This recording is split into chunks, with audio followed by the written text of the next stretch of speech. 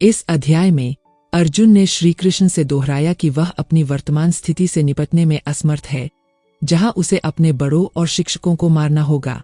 वह इस तरह के युद्ध में भाग लेने से इनकार कर देता है और श्री कृष्ण से अनुरोध करता है कि वह उसके आध्यात्मिक शिक्षक बने और उसे कर्म के उचित मार्ग पर मार्गदर्शन करें। तब भगवान अर्जुन को दिव्य ज्ञान प्रदान करना शुरू करते हैं। वह आत्मा की अमर प्रकृति से शुरू होता है, जो शाश्वत और अविनाशी है। मृत्यु केवल भौतिक शरीर को नष्ट करती है, लेकिन आत्मा अपनी यात्रा जारी रखती है। जिस प्रकार मनुष्य अपने पुराने वस्त्र त्याग कर नए वस्त्र धारण करता है, उसी प्रकार आत्मा एक जन्म से दूसरे जन्म में शरीर बदलती रहती है। तब भगवान अर्जुन को याद दिलाते हैं कि एक योद्धा के रूप में उनकी सामाजिक जिम्मेदारी धार्मिकता को कायम रखने के लिए लड़ना है। वह समझाते हैं कि किसी का सामाजिक कर्तव्य निभाना एक पुण्य कार्य है जो उसे दिव्य लोक तक ले जा सकता है, जबकि लापरवाही केवल बदनामी और अपमान का कारण बनती है। सबसे पहले श्री कृष्ण अर्जुन को सांसारिक स्तर पर प्रेरित करने का प्रयास करते हैं। फिर वह और गहराई में जाकर अर्जुन को कर्म विज्ञान समझाने लगते हैं।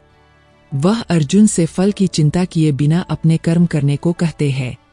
पुरस्कार की इच्छा के बिना कार्य करने के इस विज्ञान को बुद्धि योग या बुद्धि योग कहा जाता है। वह आगे सलाह देते हैं कि काम से पुरस्कार की इच्छा को नियंत्रित करने के लिए बुद्धि का उपयोग किया जाना चाहिए। ऐसी भावना से कार्य करने से बंधन पैदा करने वाले कर्म बंधन तोड़ने वाले कर्म में बदल जाते हैं और दुखों से परे की स्थिति प्राप्त हो सकती है। अर्जुन उन लोगों के बारे में और अधिक जानने के लिए उत्सुक है जो दिव्य चेतना में स्थित है। इसलिए श्री कृष्ण वर्णन करते हैं कि कैसे जिन व्यक्तियों ने अतिक्रमण प्राप्त कर लिया है, वे मोह, भय और क्रोध से मुक्त है। वे हर स्थिति में शांत और संतुलित रहते हैं। वे अपनी इंद्रियों को वश में करके अपने मन को सदैव भगवान में लीन रखते हैं। वह मन के दुखों की प्रगति की भी व्याख्या करते हैं, जैसे लालच, क्रोध, वासना आदि, और सलाह देते हैं कि इन्हें कैसे दूर किया जा सकता है।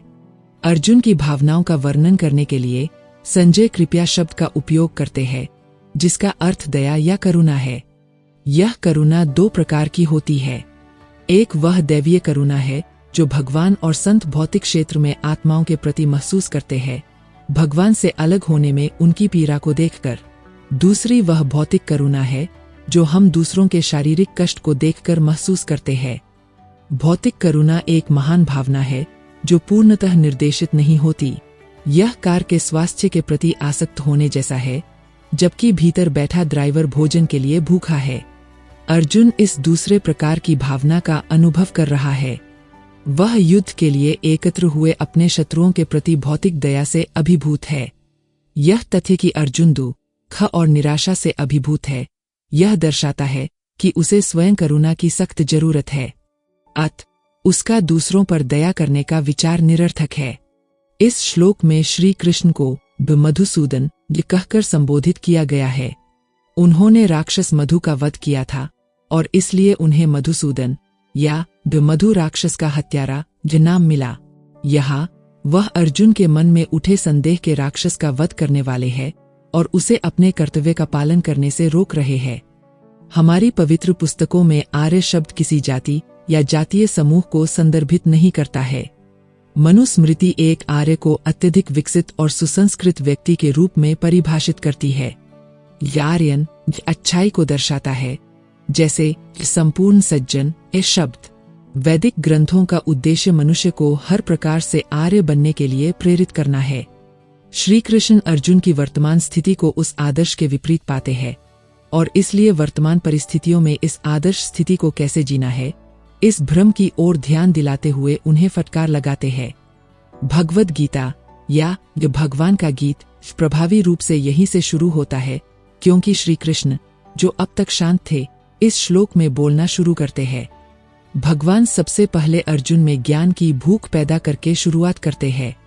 वह यह इंगित करके ऐसा करता है कि उसकी भ्रम की स्थिति अच्छे व्यक्तियों के लिए अपमानजनक और अनुपयुक्त है। इसके बाद वह अर्जुन को भ्रम के परिणामों की याद दिलाते हैं, जो दर्द, बदनामी, जीवन में विफलता और आत्मा का पतन है। उन्हें सांत्वना देने के बजाय श्री कृष्ण अर्जुन को उसकी वर्तमान स्थिति के बारे में असहज कर रहे हैं। जब हम भ्रमित होते हैं तो हम सभी असहज महसूस करते हैं, क्योंकि यह आत्मा की स्वाभाविक स्थिति नहीं है।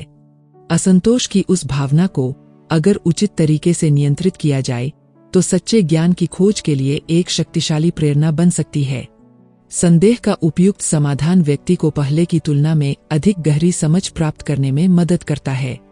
इस प्रकार ईश्वर कभी कभी जानबूझकर किसी व्यक्ति को अशांति में डालता है ताकि वह भ्रम को दूर करने के लिए ज्ञान की खोज करने के लिए मजबूर हो सके। और जब अंततः संदेह का समाधान हो जाता है तो वह व्यक्ति समझ के उच्च स्तर पर पहुंच जाता है।